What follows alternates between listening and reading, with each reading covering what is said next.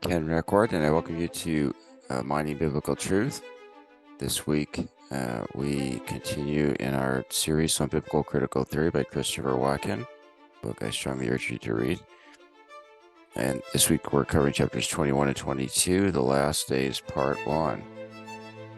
Chapter 21 is The Last Days, Church and Society. Watkin draws the parallels between Matthew 28, 18 to 20, and Genesis 1, 26 to 28, in comparing God's commands.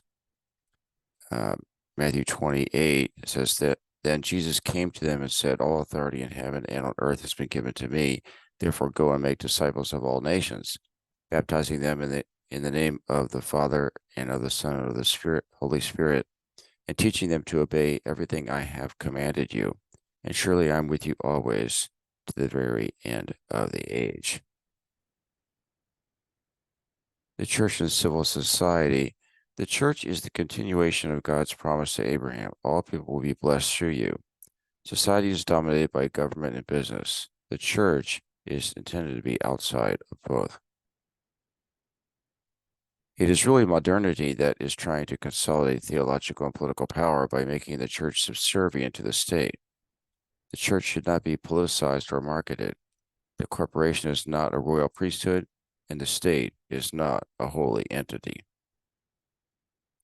Watkin describes the church as a trans-local group based on care and community, not profit or productivity. The market state views the church as less governable, less efficient, and most importantly, less influenceable, which is a problem for those focused on controlling all aspects of life. The market state recognizes only the two extremes of individual and global.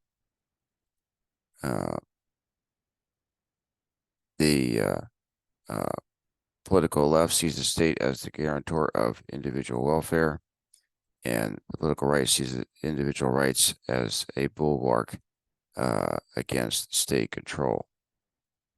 The market state recognizes only the two extremes of individual and global. Both pretend to seek the common good, but the common good is defined in civil society, which is where the church functions. The market state seeks to write the script for our lives, doing so through seemingly insignificant micro practices that have macro effects. Everything becomes, in essence, propaganda for how to see the world and live in it. Stories are one of the main tools for control. It is all about controlling the narrative. This is why history is modified. In essence, they have to sell us hook, line, and sinker. But we are called to be fishers of men and to use the right bait, which is the truth of God. The church offers a counter story of exuberant creation, painful loss, gracious rescue, patient waiting, and triumph, and final triumph that is oriented to faith, hope, and love. The church is an incubator of common desires.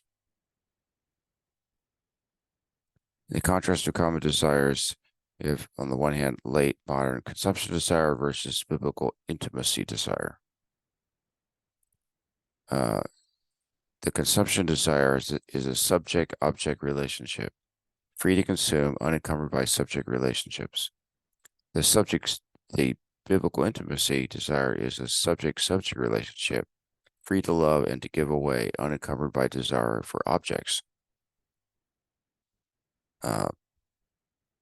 The consumption side is desire is cyclical from satisfaction to dissatisfaction, reignited by a new object of desire, whereas the biblical desire grows over time without change in the subject. The consumption desire is fueled by the noble lie of falsely promised fulfillment. Each one is like a new fire. But biblical intimacy is fueled by the vision of ultimate fulfillment. It fans an eternal flame. Consumption supports this sovereign individual unencumbered by responsibilities to others. Uh, Biblical intimacy supports the loving individual unencumbered by selfishness. Consumption desire is economic in nature with doctrine of scarcity, spend more, have less. And intimacy desire is uneconomic in nature with doctrine of superabundance, give more, receive more. Consumption requires investment of capital and uses others. Intimacy desire requires investment of character of self. It serves and enjoys others. Consumption desire is never content. It's restless and uses violence. Biblical intimacy is content and restful, practicing shalom. Consumption is pain avoidance, attempts to heal with a new object. Biblical intimacy is pain acceptance, works through the pain with the old subject. So, in essence, every figure, aspect, story, and habit of Christian life supports intimacy and subverts consumption, revealing the futility of the consumption cycle and how it empowers those who wish to enslave people. So think about it. How is the consumption desire enslaving you?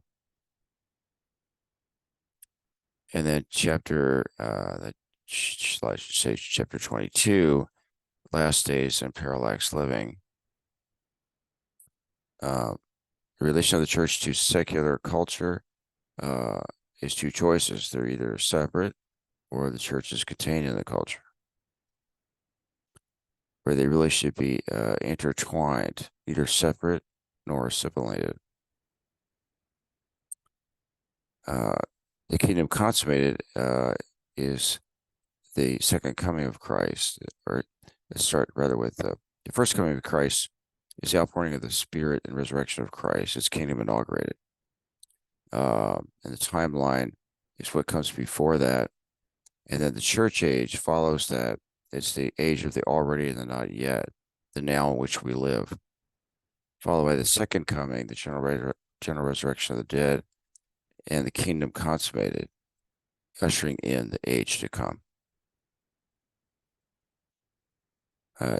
John 17:15 says, I do not ask that you take them out of the world, but that you keep them from the evil one. This requires a parallax vision, seeing three-dimensionally. Just as we have two eyes that give us two different perspectives that allow our brain to conceive a three-dimensional image. The two views of seeing through two filters is seeing through current culture and future new creation. It's the now and the not yet. Quoting Watkin, the church is a forward-living, eternity-anticipating, hopeful, and prophetic community, a city on a hill witnessing to the present world as the first fruits of the new world. It's about a to-be world or to-be people living as if it is the last day. The gospel desacralizes politics. Jesus' triumphal rule was secured in the ascension and will be revealed in the second coming, the parousia. Eschatological living with sound doctrine is radically subversive. It's a liberal conservative dichotomy, diagonalized by Jesus in his in but not of John 17 prayer. On one side, you have the liberal citizen of nowhere, and the other side, the conservative is grounded in tradition. In between is the in but not of. It's the distant yet belonging. The Miroslav Volf said, the person living betwixt and between is neither a citizen of nowhere nor at home in tradition. The paradigm of exile. We are elect exiles of the dispersion, 1 Peter 1:1. We are to live like the Lord commanded the Israelites in exile in Babylon, to build, procreate, and seek the welfare, the shalom of the culture, Jeremiah 29:4-7. Shalom has no modern equivalent. God and creation united in delight. Shalom is the definition of prosperity. My take is shalom is horizontal and vertical peace, peace among men and peace with God. Jesus said, "No one pours new wine into old wineskins. The new wine of the city of God cannot be poured into the old wineskins of the political left or right. In their pursuit of freedom from God's law of truth, the political right and left are always to some degree in opposition to God's kingdom. We are not here as spectators or as cynics, but as servants. Assimilation means that society provides all that we need. Isolation means that society provides nothing that we need. Both are antithetical to the gospel."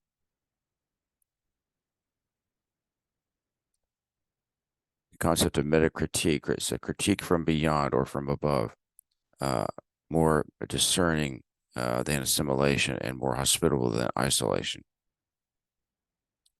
On the one hand, at one extreme, you have embrace and celebrate cultural values. On the other, hate and decry cultural values. But the foolishness of the gospel diagonalizes both, and it's not a Laodicean-like lukewarm middle ground. Renunciation of cultural values is just as dangerous and unchristlike as indulgence. According to C.S. Lewis, it is worse. He said, "It's better to love the self than to love nothing." So think about it. When people see how you live and experience how you interact with them, especially in regard to their cultural worldview, will they desire to share in the shalom that you possess? Let's go to the Lord in prayer. Dear Lord, I thank you for these teachings on how to be in but not of the world. Help us to follow that path and offer shalom, live in shalom. In Jesus' name, amen. As always, we'd love to hear from you on YouTube or directly at info@viralmining.org. Wish you a blessed week.